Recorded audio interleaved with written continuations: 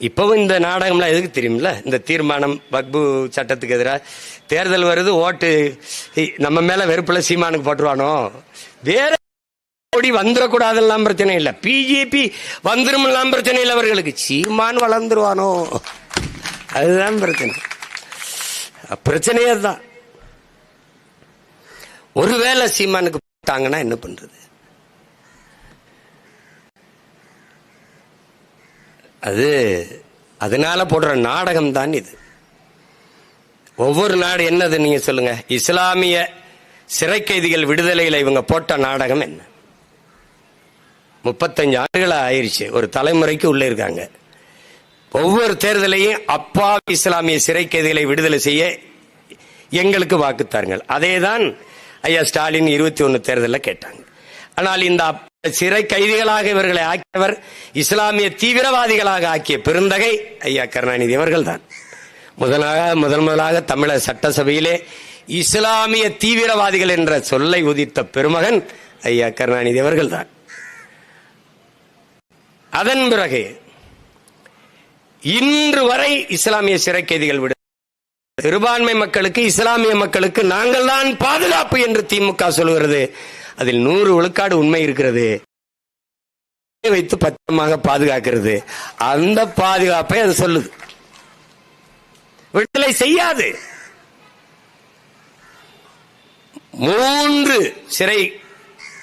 சிறைவாசிகள், இஸ்லாமிய சிறைவாசிகள் உடல் நலிவுற்று நோய்வாய்ப்பட்டு முன்விடுப்பு தாருங்கள், எங்களுக்கு முன்விடுதலை தாருங்கள் என்று உச்சநீதிமன்றத்தில் வழக்கு தொடுத்த போது உங்களால் நம்ப முடிகிறதா? உச்சநீதிமன்றம் இவர்களை விடுதலை.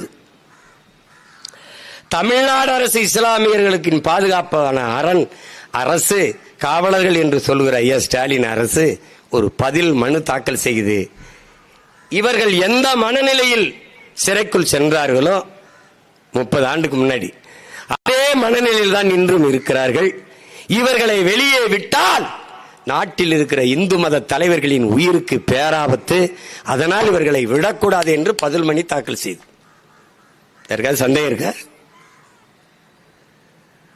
ஆனால் எனக்கு தெரியும், உங்களுக்கு தெரியும், இங்க இருக்கிற என் இஸ்லாமிய சொந்தங்களுக்கு தெரியுமா? தெரியும்.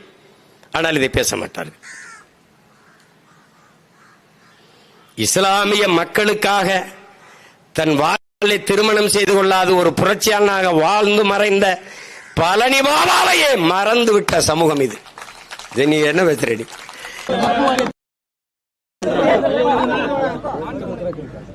இது முக்கியம். ஏழை இஸ்லாமிய நலனுக்காக தான் கொண்டு வரப்பட்டது.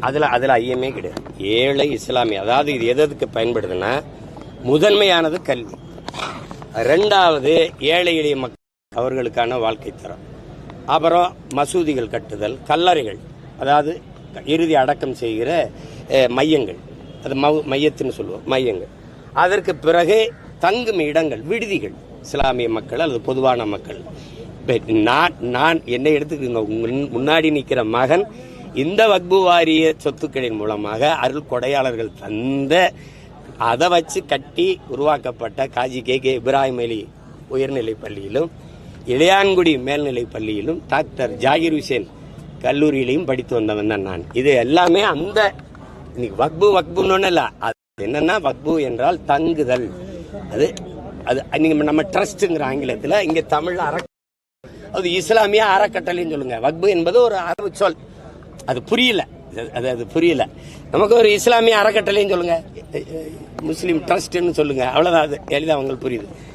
இது அல்லாவின் திருப்பெயரால் ஏழை எளிய மக்களுக்கு உதவுவதற்காக கொண்டு வரப்பட்ட கொடுக்கப்பட்ட அருட்கொடை, திருக்கொடை. அதுல எந்த மாற்றம் இல்லை. வேற